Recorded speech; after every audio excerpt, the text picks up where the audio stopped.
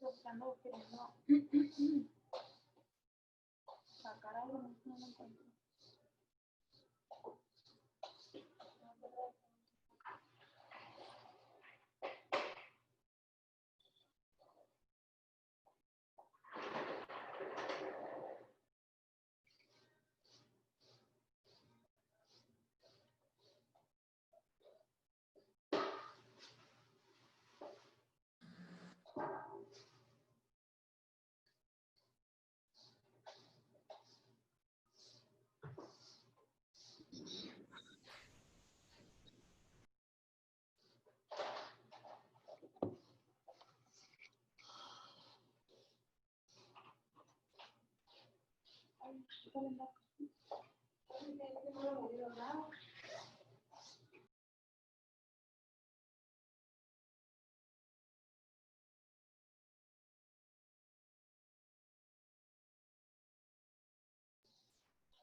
Estamos ya.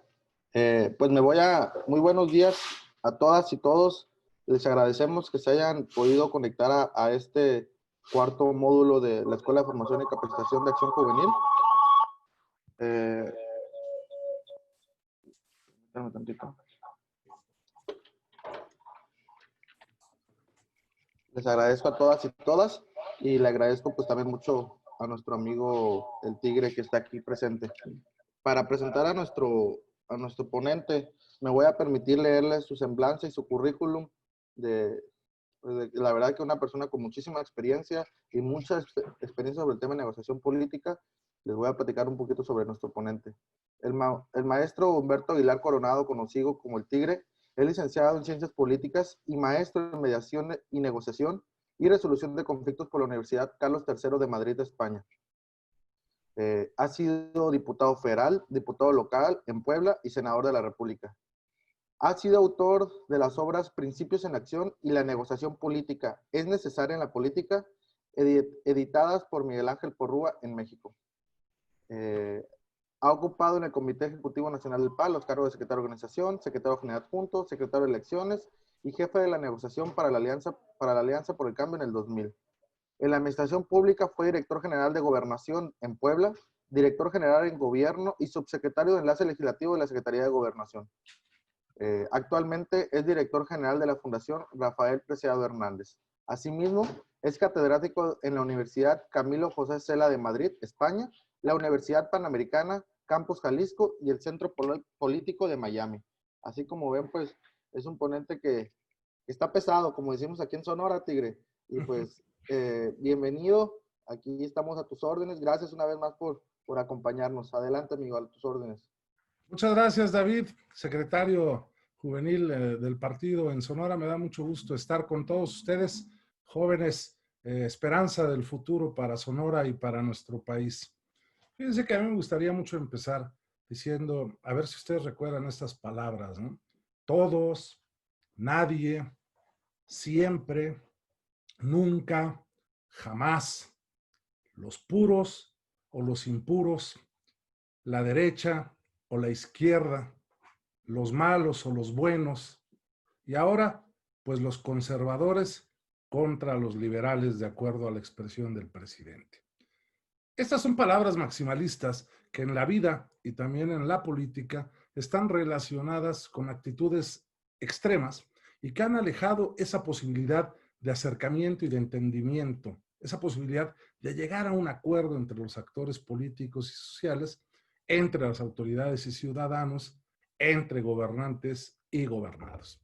Desde hace mucho tiempo se sostiene que nosotros, los seres humanos, pasamos una gran parte de nuestro tiempo negociando para obtener algo, mucho mejor en cada una de nuestras actividades, pero también enfrentándonos a intereses legítimos que muchas veces chocan entre sí y que parecieran manifestarse en la lógica de la guerra, en la lógica del más fuerte, en el triunfo de los que no tienen escrúpulos o de los que están mejor pertrechados, ¿no? Y es en medio precisamente de esa cultura de la guerra, de la lógica del todo o nada, donde me parece que debemos de hacer prevalecer la estructura del diálogo, de la razón, de la comprensión, de la lógica y de la negociación en la acción política que vamos a desarrollar. Yo creo que una de las grandes trampas de nuestro tiempo son los extremos, esos que hablábamos, ¿no? Todos, nunca, derecha, izquierda, negro, blanco, porque por una parte, con una pureza y lógica impecable, en muchas ocasiones se construyen sociedades inhumanas, crueles, déspotas, autoritarias, pero por el otro extremo se pretende construir sociedades en extremo humanizadas y en extremo tolerantes, al grado de considerar que incluso la ley puede ser superada por la sana convivencia que supone que cada quien haga lo que le venga en gana en nombre de la libertad y ahora de la felicidad o del bienestar, tolerando la corrupción, la impunidad y muchas veces la ineptitud, que esto es gravísimo. Por eso la política está inmersa precisamente en el terreno de la resolución de los problemas concretos que se plantean en el ejercicio del poder. Es decir, cómo resolver las necesidades que tiene la sociedad que se gobierna, ¿no? La voluntad de las mayorías, la popularidad medida en encuestas o en grandes concentraciones humanas, o el discurso irresponsable jamás van a poder sustituir a la legalidad en la definición de los actos de gobierno. Y para respetar esa legalidad, pues debemos utilizar diversos mecanismos y acciones que nos ayuden a crear un orden vinculante, y precisamente es a partir del diálogo donde lo podemos construir, a partir del debate, de la polémica y pues al final llegar a un acuerdo que se traduzca en bienes públicos. La legitimidad, la legalidad y autenticidad de la política son elementos indispensables para la construcción de un espacio público en donde la palabra adquiera una resonancia tal, una resonancia suficiente para que sea generadora y motor de cambios, para producir transformaciones y para generar esos bienes públicos posibles que están buscando los políticos, las autoridades. Yo sostengo que en una democracia participativa, para que se conserve la gobernabilidad democrática, es necesaria una acción política que se realice todos los días entre gobernantes y legisladores, dirigentes de partidos políticos, organizaciones sociales y, por supuesto, entre los propios ciudadanos. Mi experiencia me ha llevado a entender que la política es esa actividad noble y superior en donde se conjuga lo deseable con lo posible a partir de lo disponible. Es decir, ¿qué quiero? ¿Hasta dónde puedo llegar? Porque tengo esta base en la cual yo puedo participar. Y en esta actividad política una preocupación evidente en las sociedades, y por supuesto México, Sonora no es la excepción, es que los ciudadanos están demandando que los políticos erradiquemos los pleitos y las confrontaciones que se dan entre los miembros del mismo partido político, entre grupos parlamentarios, entre órdenes de gobierno y ahora pues ya hasta entre sociedad y gobierno. Y dentro de poco, entre candidatos porque vamos a entrar ya a contienda electoral. La construcción de los acuerdos, por eso, es y debe darse en todos los niveles y en todos los órdenes de gobierno para que haya una garantía de estabilidad social y que haya una buena convivencia, ¿no? Yo por eso sostengo que una de las herramientas indispensables, fundamentales para lograrlo, es la negociación política, ¿no? Porque la negociación es para la política lo que la lógica para la actuación política. Un político que no actúa en base a la lógica, me parece que está condenado a fracasar. Quien no negocia en política está condenado al fracaso o, en su caso, a imponer y, pues, por supuesto que tenderá a equivocarse. ¿Es necesaria la negociación política en la democracia? Por supuesto que sí es necesaria, pero hay que darle su justo reconocimiento para que al mismo tiempo, pues, haya una reivindicación de la política, ¿no? Porque, pues, ustedes coincidirán conmigo que en casi todas las partes del mundo, si hablas de política, ya estás hablando de una actividad sucia, una actividad negra, una actividad en donde solo tienen cabida los corruptos, etcétera, ¿no? O Y yo inclusive creo, el, o inclusive el término negociación política a veces como que se puede tildar a algo malo, ¿no? bueno, De que, a eso vamos a eso vamos a llegar, mi querido David. Pero sí, yo sí creo que la negociación política hay que concebirla como una acción decente, transparente y necesaria. Muy necesaria, porque debe ser la que genere los acuerdos para el mejor bienestar precisamente de la sociedad, ¿no? Una negociación que nos permita distender, no tensar, acercar posiciones y no alejarlas, comprometer a los actores para que no se evadan responsabilidades, dialogar y no ignorar, llegar a acuerdos en beneficio de esa sociedad que se dice representar, ¿no? La negociación pues debe servir como un instrumento eficaz para llegar al acuerdo necesario. Yo incluso afirmaría que la negociación es una obligación de los políticos que viven en democracia y es una obligación que la utilicen diaria y permanentemente mientras están en el ejercicio del poder. Yo en mi vida política he conocido a muchos negociadores políticos de los que he aprendido y con los que he llegado a acuerdos políticos muy importantes. He participado en muchas negociaciones desde hace muchos años y yo sí lo puedo decir con claridad, no me avergüenzo de ninguna negociación política en la que he estado. En todas siempre busqué el bien superior, en todas se reivindicó la política y se reconoció a la negociación y a los negociadores. Yo por eso puedo sostener que en política se deben de buscar los terrenos en los que es posible, deseable, factible y hasta obligatorio, diría yo, encontrar rumbos y decisiones comunes, porque vivimos en democracia. No todos debemos pensar igual, pero sí todos debemos promover el acuerdo para el beneficio de la sociedad. Si promovemos un ambiente de respeto, de diálogo y utilizamos la palabra para establecer esa comunicación entre los políticos y buscamos el punto de acuerdo, creo que habremos avanzado, ¿no? Porque pues el diálogo implica que se busquen las mejores propuestas basadas en la razón, en el respeto y por supuesto teniendo el reconocimiento de la cooperación entre los actores políticos, ¿no? Adolfo Crislev Ibarrola, un extraordinario jefe nacional que tuvimos hace muchos años, decía que el diálogo no excluye la controversia, la discrepancia, la oposición y la pasión por las ideas, pero sí el diálogo debe dejar de lado la injuria, el prejuicio y el rencor contra los hombres. Esta es una lección de vida que nos ha dejado uno de los fundadores del PAN. Porque todos los países, todos los estados, todos los municipios necesitan diálogo para buscar solución a sus problemas. Pero ese diálogo en donde nadie se considere pues poseedor de la verdad, diálogo en donde todos participen con un carácter de igualdad, un diálogo que integre y que respete al que está enfrente, pues tratando de convencerlo con los argumentos, pero con una apertura tal que quizá él nos pueda convencer con sus propios argumentos, ¿no? Herb Cohen, que es uno de los que ha escrito más sobre el tema de negociación nada más, afirma que todo es negociable.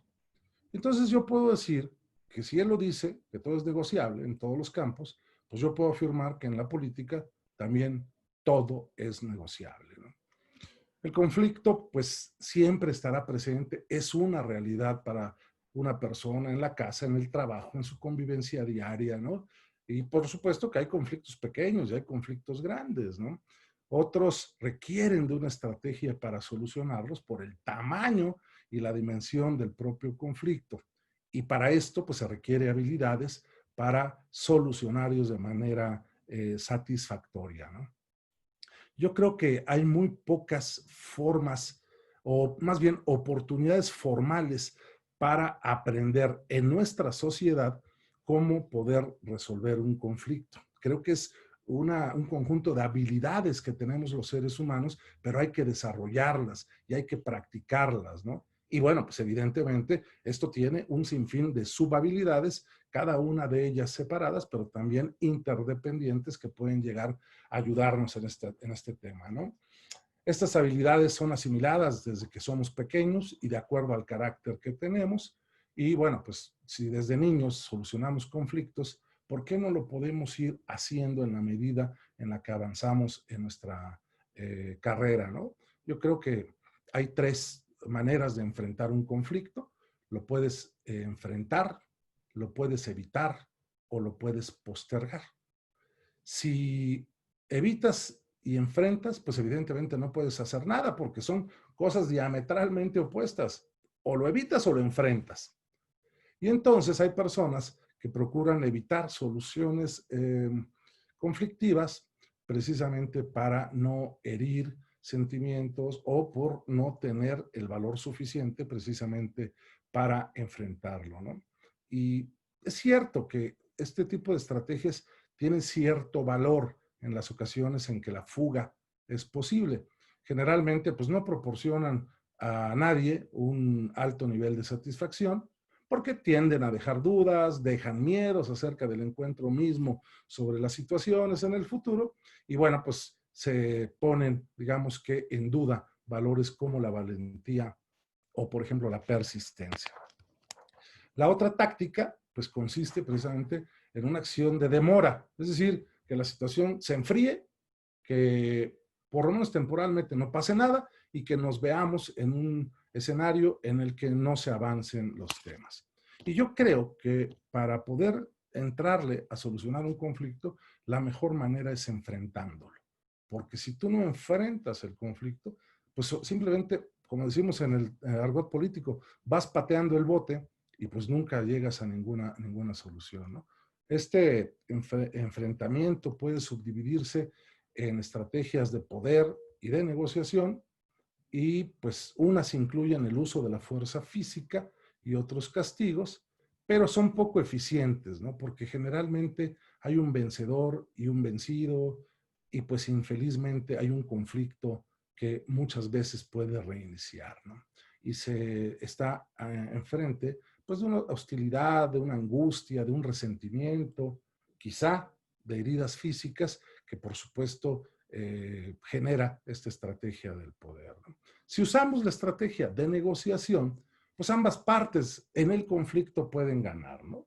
¿Por qué? Pues porque un objetivo de la negociación es precisamente resolver el conflicto con un compromiso de solución o una solución que satisfaga a ambas partes. Yo creo que todo nos ha indicado que el uso de esta estrategia de negociación proporciona una cantidad mayor de consecuencias positivas, o al menos pocas consecuencias negativas, ¿no? Sin embargo, las buenas negociaciones, sobre todo las políticas, exigen otras habilidades que deben ser aprendidas y practicadas por los políticos, ¿no? Y estas habilidades incluyen la de determinar primero la naturaleza del conflicto, la eficiencia en señalar las negociaciones y, por supuesto, capacidad de ver el punto de vista del otro, de sentir lo que él piensa, lo que él siente y lo que él quiere, para usar un procedimiento de solución al problema a partir de una decisión de consenso.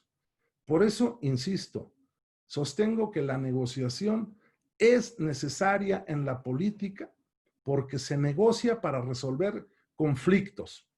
Se negocia para integrar mayorías, por ejemplo, en los congresos locales, en el Congreso de la Unión. Se negocia para sacar adelante reformas legales o constitucionales. Y se negocia para sacar adelante las políticas públicas que los gobiernos quieren implementar. Y bueno, pues al mismo tiempo, negociar es un instrumento que nos sirve para alcanzar objetivos futuros, ¿no?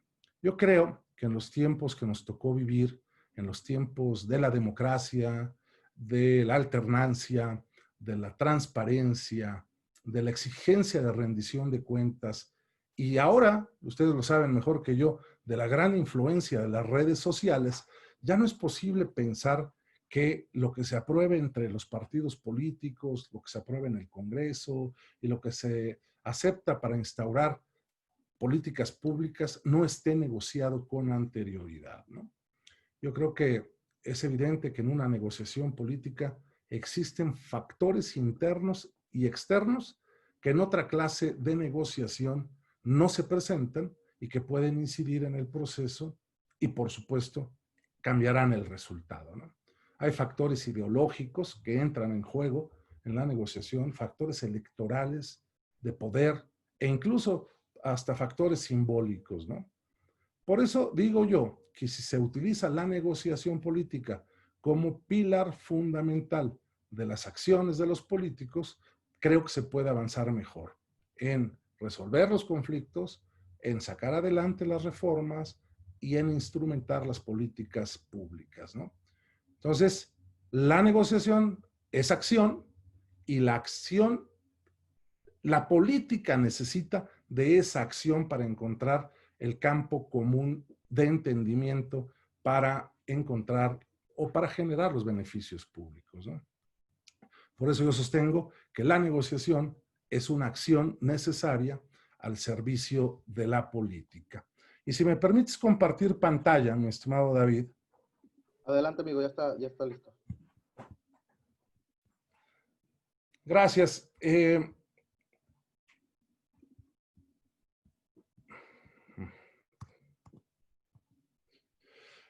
Fíjense que, no sé si vieron ustedes una película que se llamaba Churchill.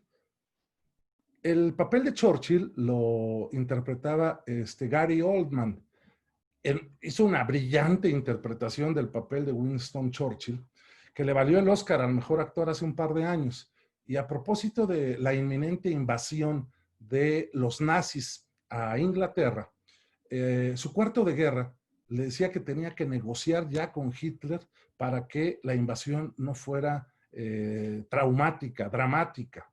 Y entonces, en la película, yo no sé si lo dijo Winston Churchill, pero sí estoy seguro que lo dijo Gary Oldman en la película, se voltea Churchill y le dice a su gabinete que no puedes ni debes negociar con un tigre cuando tu cabeza está en sus fauces. ¿Qué quiere decir esto? Que hay que buscar el mejor momento para la negociación política y que quizá el peor momento para la negociación sea precisamente el momento en el que tienes tu cabeza en las fauces de un tigre o tu cuello en la bota de un dictador. Yo creo que ustedes también entienden esto muy bien, desde las sociedades arcaicas hasta las modernas, pues la negociación ha estado en todos los ámbitos y ha ocupado un papel muy importante. Y ha permitido, pues, al ser humano establecer diversos mecanismos para lograr beneficios colectivos y que convengan a las partes negociadas, ¿no? Yo creo que es muy probable que la negociación, primero entendida como un tema comercial, después pasó también a entenderse como un asunto social y después a tener negociaciones de tipo privado o de tipo político, ¿no? Ya en el terreno social colaboraban formando ligas o alianzas en las unidades independientes políticamente, muy parecidas a las ciudades-estado que existieron en Grecia, ¿no? Y en el terreno político no cabe duda que las primeras negociaciones políticas se dieron desde que existe la sociedad organizada en las polis de la antigua Grecia y que han servido como modelo político de referencia para las sociedades occidentales, ¿no? Creo sinceramente que la negociación ha sido poco valorada, ¿no? Miren, por ejemplo,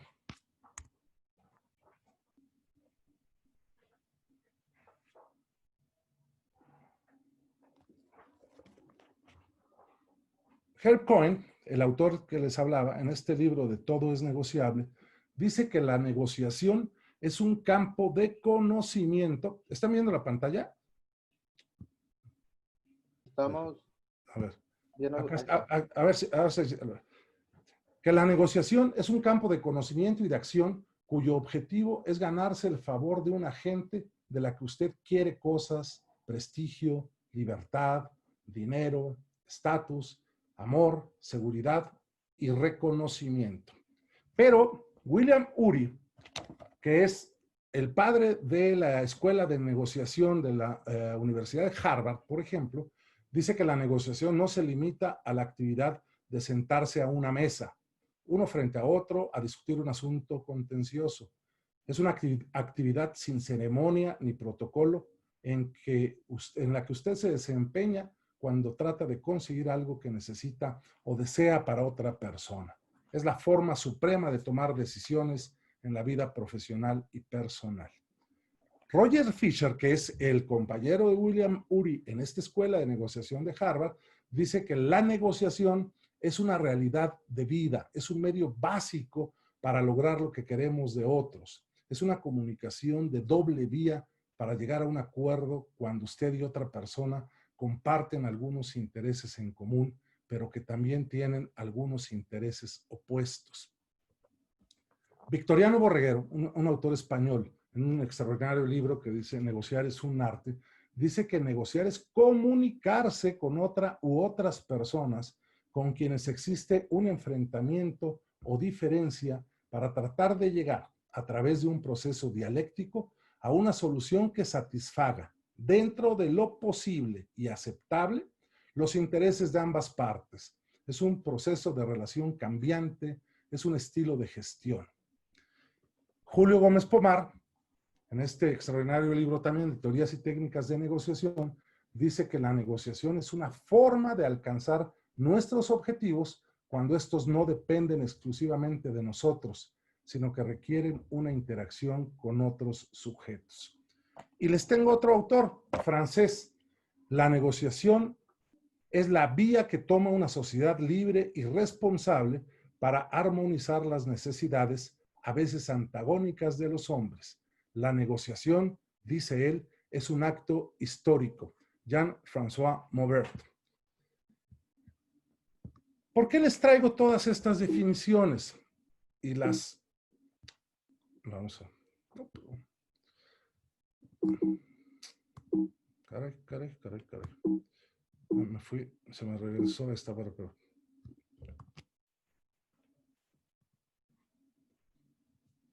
Herb Cohen, entonces, su libro es Todo es negociable. William Ury supera el no. Roger Fisher, sí de acuerdo. Victoriano Borreguero, negociar es un arte. Julio Gómez Pomar, teoría y técnicas de negociación. Y Jean-François Maubert, las claves para triunfar. ¿Qué no es la negociación? La negociación no es sentarse frente a frente, lo dice uno de los autores. La negociación no es sentarse a discutir un asunto contencioso. La negociación no es comprar voluntades, no es amenazar para lograr, no es manipular para obtener, no es imponerse a los demás. Sí es la negociación un campo de conocimiento y acción. Es una actividad para conseguir algo, para tomar decisiones. Es una realidad de vida, es un medio para lograr algo, es un proceso dialéctico, un instrumento eficaz. Entonces, vemos que de acuerdo a varios autores, la negociación es actividad, es vía, campo de actuación, forma, medio, arte, comunicación, proceso o acción. Entonces, pues vemos pues todas estas palabras, todas estas acciones que involucran a la negociación. Yo me inclino a pensar que la negociación es una acción desarrollada entre seres humanos con voluntad que a partir de la comunicación y el diálogo buscan lograr un acuerdo que beneficie a las partes y que de acuerdo a la representación que ostenten puede llegar a tener impacto, ¿no? Yo tengo esta aportación para los estudiosos de la política y de la negociación política, en donde me atrevo a dar precisamente esta definición, ¿no? La negociación es una acción desarrollada entre seres humanos con voluntad que a partir de la comunicación y el diálogo buscan lograr un acuerdo que beneficie a las partes y que de acuerdo a la representación que ostenten, fíjense bien en esta parte, de acuerdo a la representación que ostenten, pueden llegar a tener impacto social. Porque la negociación, lo vimos en la primera parte, es acción. Porque la acción es el ejercicio de la posibilidad de hacer y lograr algo. Y porque la política y los políticos necesitan buscar ese campo común de entendimiento para generar beneficios públicos. Por eso sostuvimos hace rato que la negociación es necesaria en la política y debe servir como instrumento eficaz para llegar al acuerdo. Seguimos entonces.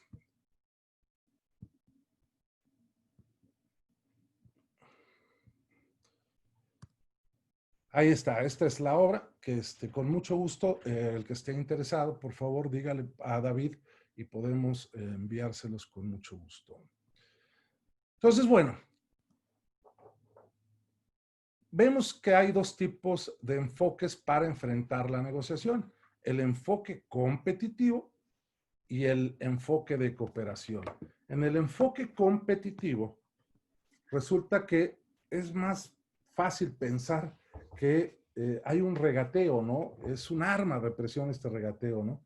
Y es la primera, la que se desarrolla desde un enfoque competitivo en el que el regateo es la principal arma de presión. En ella se evidencian el acercamiento de las posiciones a través de la exposición de las diferencias, provocando enfrentamientos que suelen dañar las relaciones y que provocan o pueden provocar resentimientos. El acuerdo final, si se logra, pues no deja satisfecha a una de las partes porque el objetivo se cumple, pero en detrimento de la otra parte, ya sea por la manipulación o por la intimidación. Y entonces la solución del conflicto pues se presenta de manera unilateral. No deja satisfechas a las partes. En cambio, las negociaciones que se desarrollan desde un enfoque de cooperación, pues tienen o conllevan principios para la actuación y en esencia son integradoras, ¿no?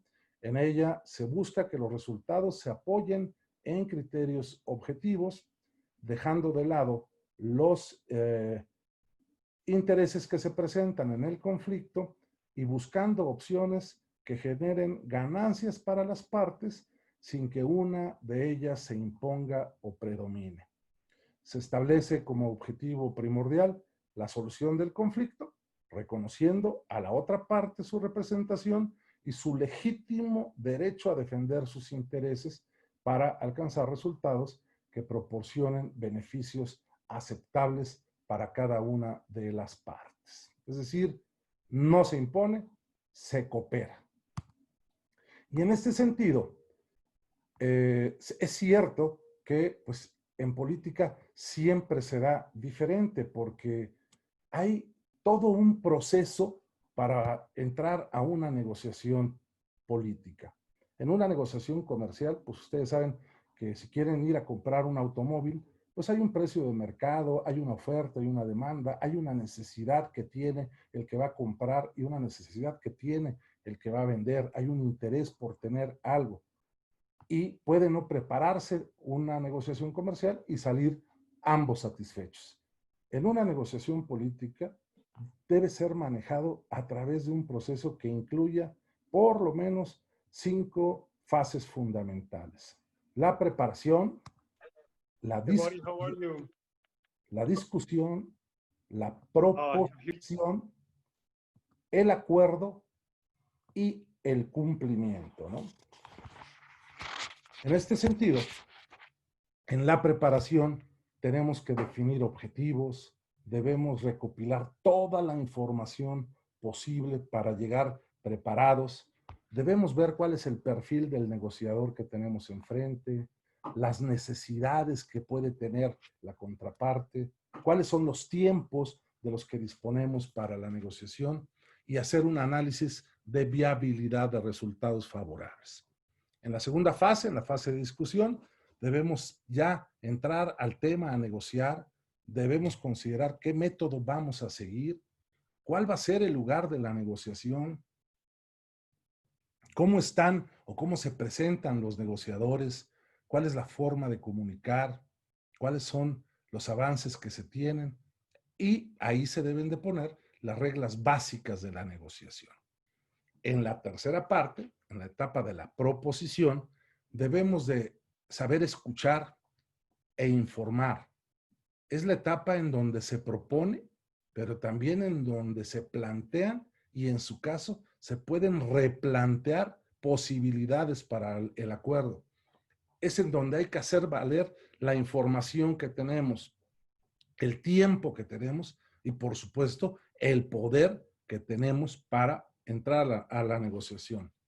Es el momento de hacer la oferta y en su caso aceptar la oferta que se nos haga.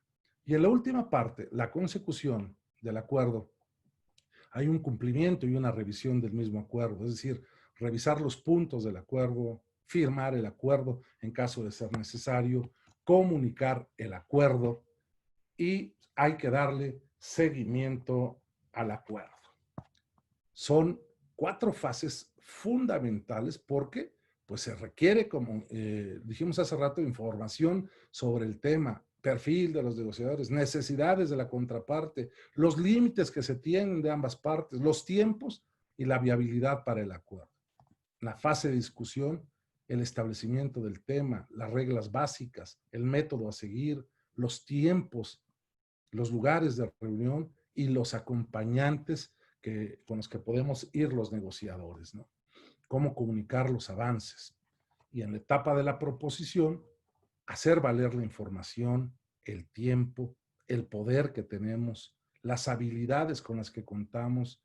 Debemos tener capacidades para la improvisación, capacidades para proponer alternativas. En la escuela de Harvard se habla del MAN, mejor alternativa para un acuerdo negociado.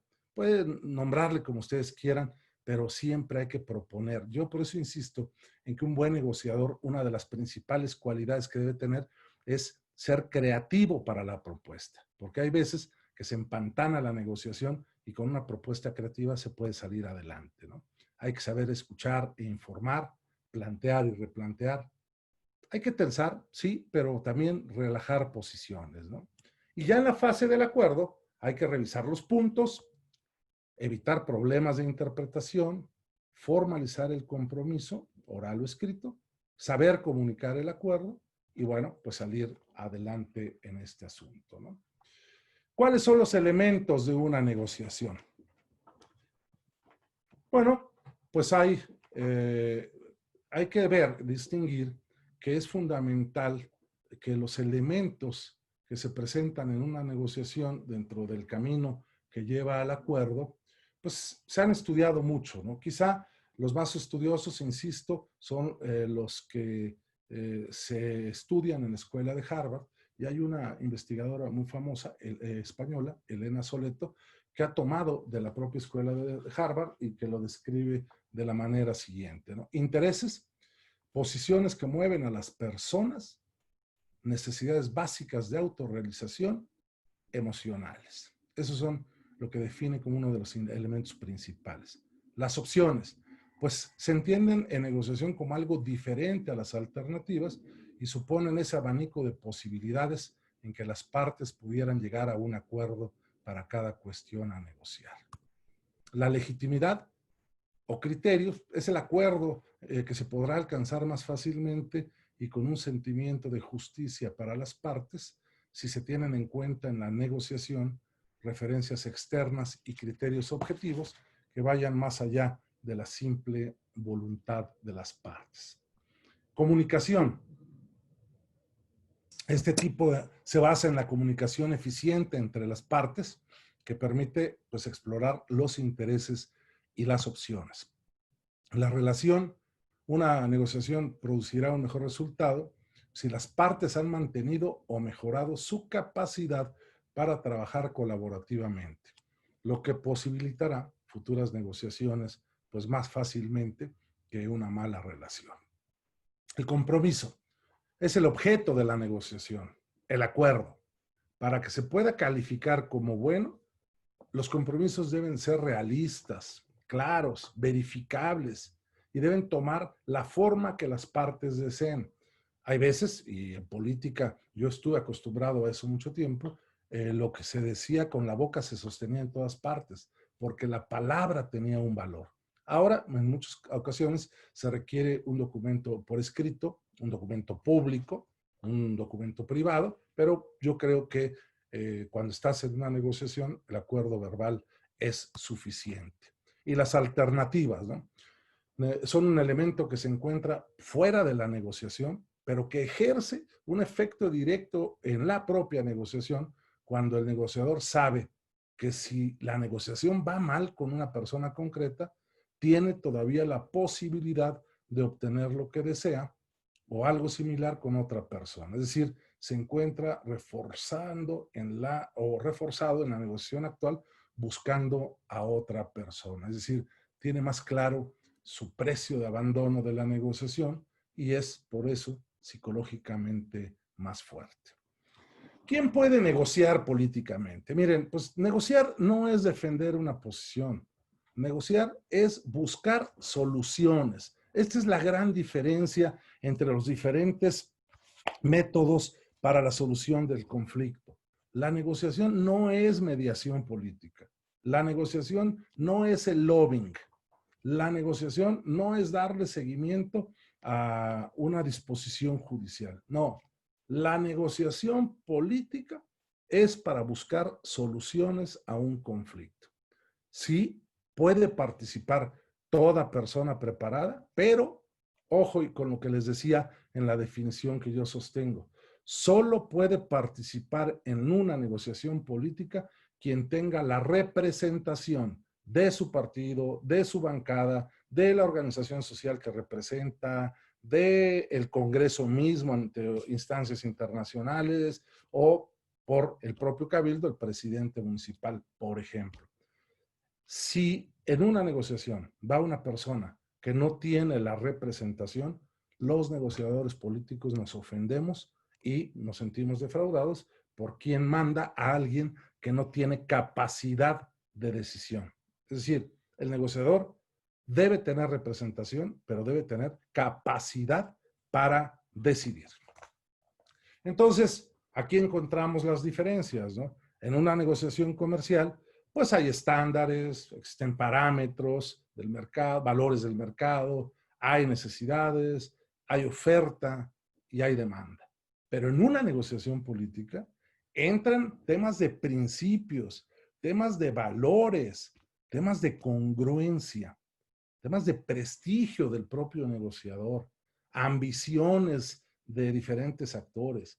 Por supuesto, está la representación de la que hablamos y existe una coyuntura política que regularmente afecta a las negociaciones. Y sin dejar de lado esa presión social que, por supuesto, siempre está presente. Yo creo que ustedes han escuchado alguna ocasión esa expresión de que nunca es el tiempo político correcto porque siempre estamos en luchas electorales. No, para la negociación política siempre se buscan los mejores momentos, ¿no? ¿Qué factores inciden? Pues ya vimos en un principio, ¿no? Factores ideológicos y factores de poder. Factores electorales, de transparencia, ahora que se exige tanto la transparencia, porque antes, lo decía David cuando tuvo una intervención, antes, cuando hablabas de negociar políticamente, todo el mundo pensaba que negociabas abajo de la mesa, en lo oscurito, para que nadie se enterara. Yo creo que la negociación política como actividad noble debe ser abierta, transparente, limpia y por supuesto se debe dar a conocer porque existen factores externos que así lo exigen. Ya hay una gran exposición mediática cuando hay negociaciones políticas y por supuesto pues está el tema ahora de las redes sociales, ¿no? Hay diferentes tipos de negociadores políticos, desde aquellos que son negociadores solamente por resultados, es decir, su único objetivo es obtener el resultado planteado inicialmente, sin importarle los intereses ni las relaciones personales de su contraparte, y mucho menos el planteamiento ideológico. Hay negociadores por hechos que conocen todo lo que se relaciona con el tema a negociar, no omitan información alguna y dejan de lado los aspectos emotivos, respetando los planteamientos ideológicos.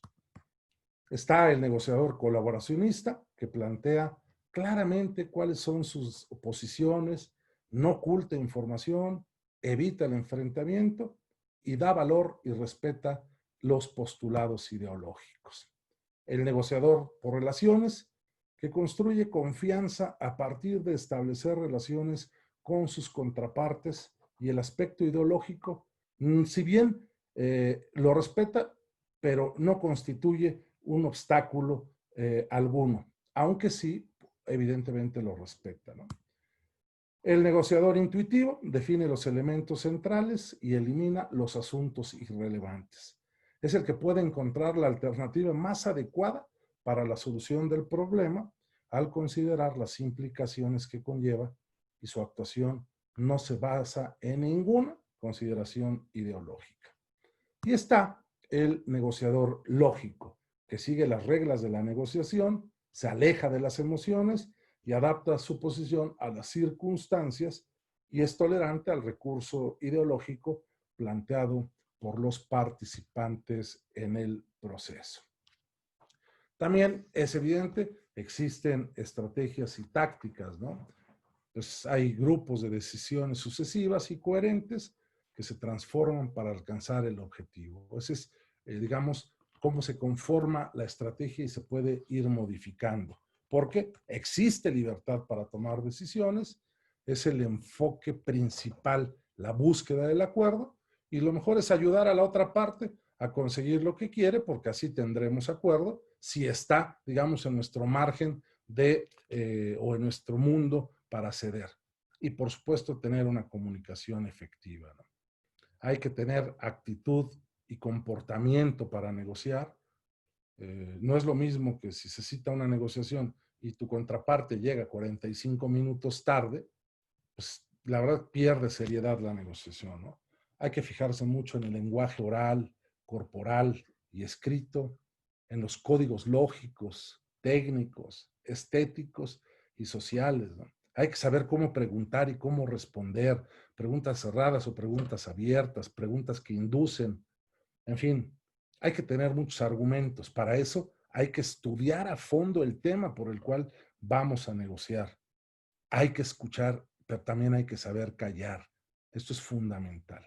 Y un buen negociador político sabe leer entre líneas.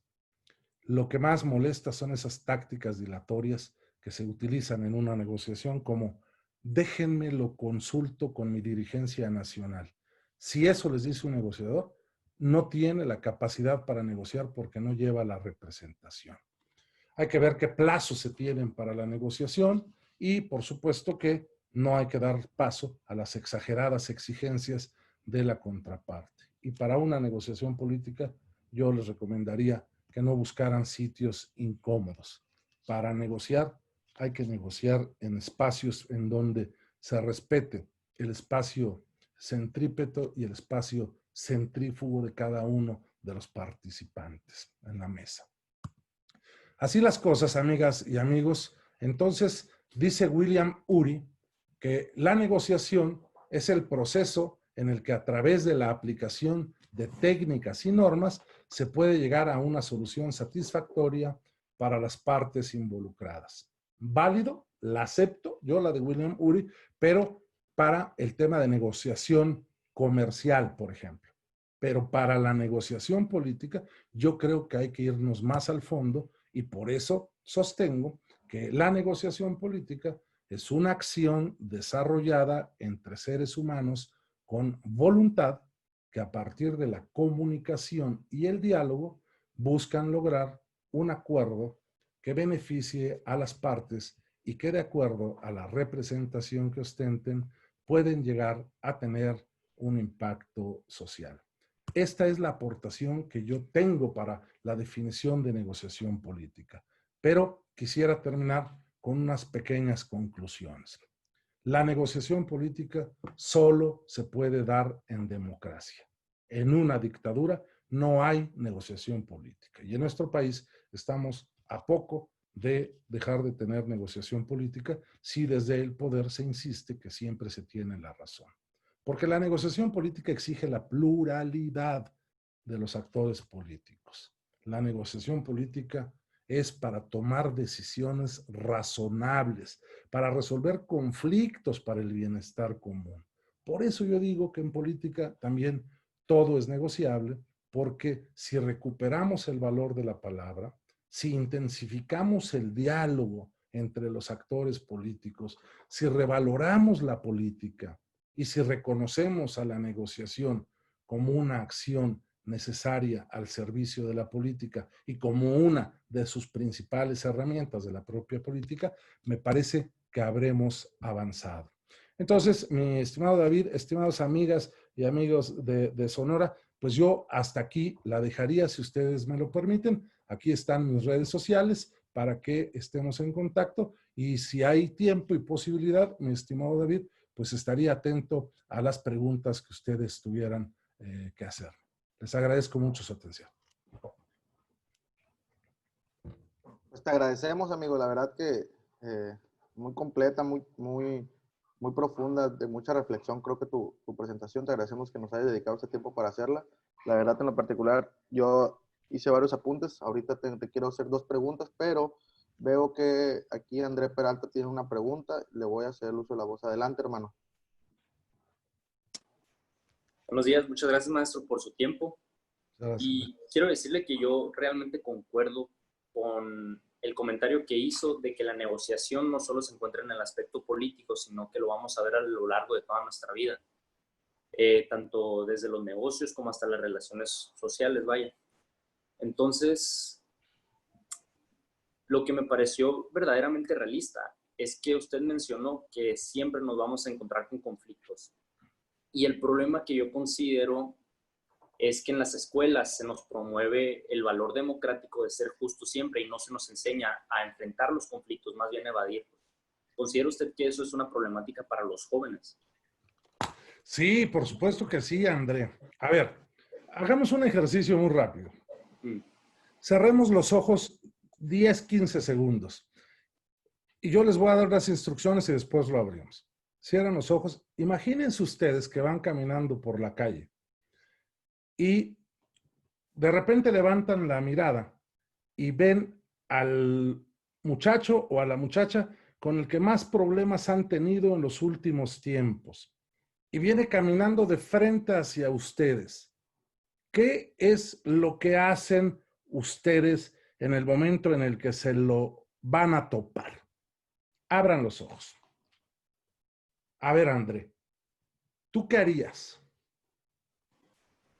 Pues le podría decir que hace un año yo lo evitaría, miraría para otra parte o me distraería en el teléfono, pero pues me he educado yo leyendo unos libros. Por ejemplo, este se lo recomiendo mucho. Se llama Las 33 Estrategias de la Guerra. Ah, lo tengo. Sí, Aquí muy está. bueno. Voy apenas en la tercera regla, pero muy bueno, estoy picado. Ahí está, sí, ahí está. Sí, sí, sí. Entonces yo creo que lo que haría hoy sería pues no alejaría la mirada ni me haría el de la vista gorda, lo miraría de frente y si él piensa pues, hacer un conflicto o hacer alguna acción, estaría ahí preparado para ello. Sí, fíjate, pero en el pasado tu actitud era de evitarlo. Es decir, ¿por qué? Porque querías evitar un conflicto que ya existía, pero simplemente lo estabas postergando. Claro. Cuando tú lo enfrentas, puedes decirle, hola, ¿cómo estás? Podemos platicar. Él probablemente, en su lógica, podría decir, oye, no, tú y yo tenemos un conflicto y entonces el que te está evadiendo es él.